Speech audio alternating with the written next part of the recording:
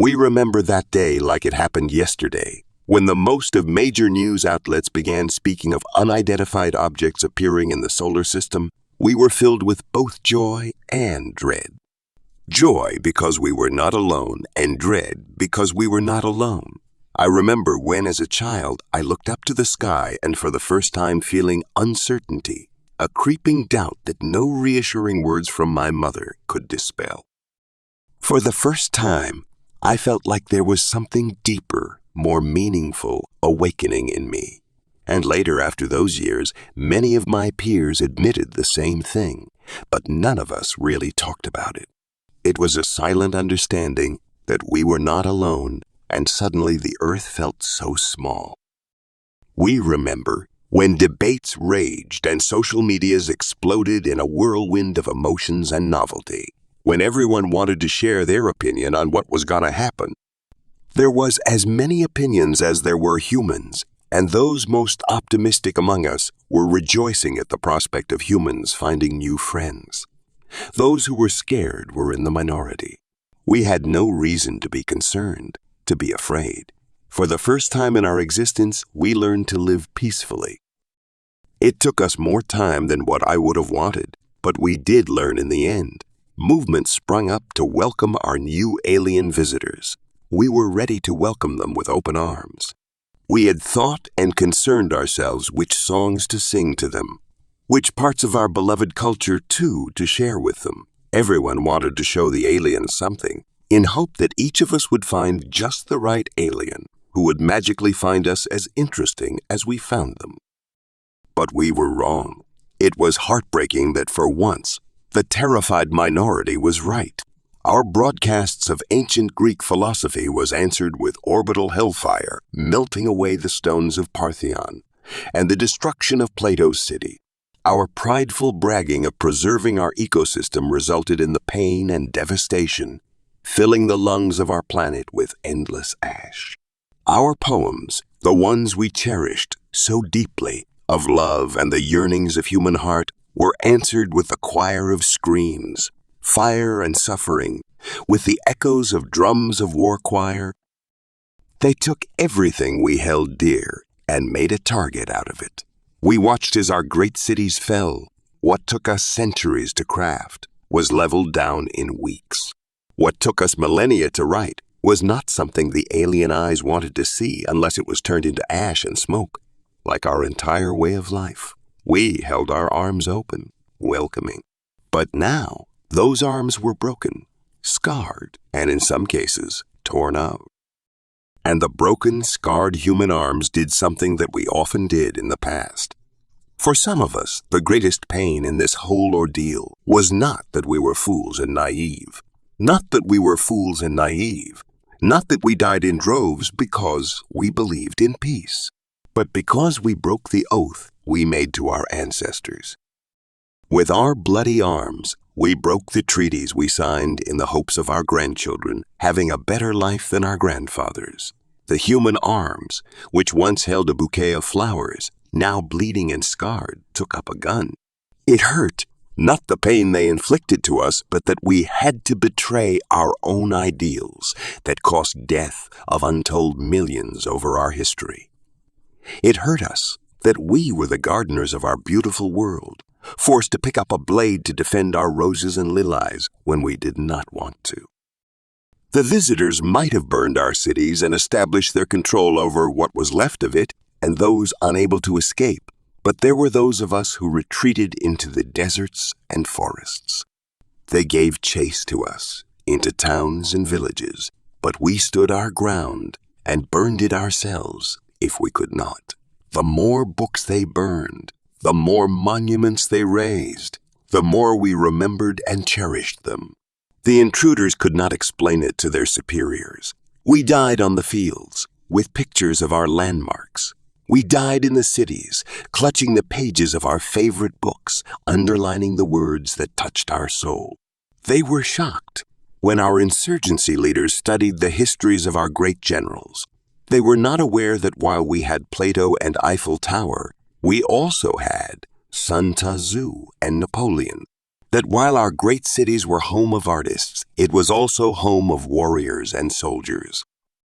But their biggest mistake was that in their attempt to uproot us from our planet, they did not know that all life fought just as hard as we did. They destroyed our communication networks, but we had pigeons who bravely flew from one outpost to another, even under gunfire, bringing critical information. They destroyed the factories and machinery we built, but we rode from the steppes on our horses like our ancestors, disrupting their supply networks and stealing vital technology. Our ancient canine companions, which hunted with us and gave us love, now fought with us, alerted us, tracked our enemies down for us. They burned our stores and fields, but our companions gave us milk and wool to keep us fed and warm.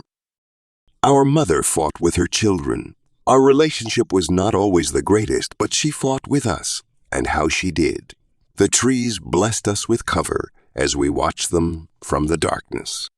The rain washed away our tracks as we fled to safety of our havens.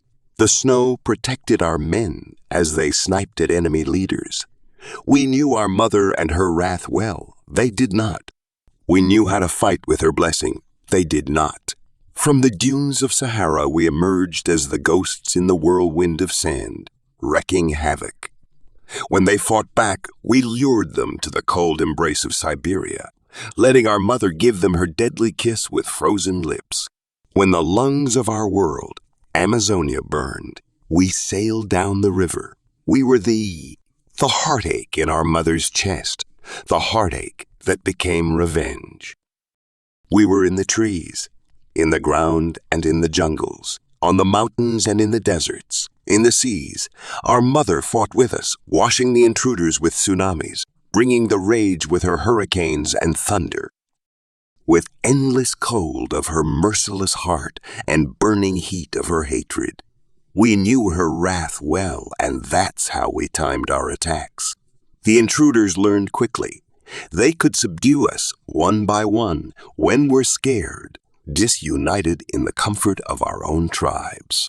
But when we fought as one, under the guidance of our Mother Earth, and not only humans, but all of her children together, from the smallest bacteria wreaking havoc among their ranks, to the elephants in the Indian campaign, charging at their machinery, we were unbeatable. When we took back the first of one of our greatest cities, we found out the truth. They broke our welcoming arms because they never knew what a friend's embrace was. They burned down Plato's city because they never had a philosopher of their own, or they simply forgot them. When we crawled among the ruins of our churches and temples, we fought because in our human hearts we held dear something that may or may not have existed. They had no such thing.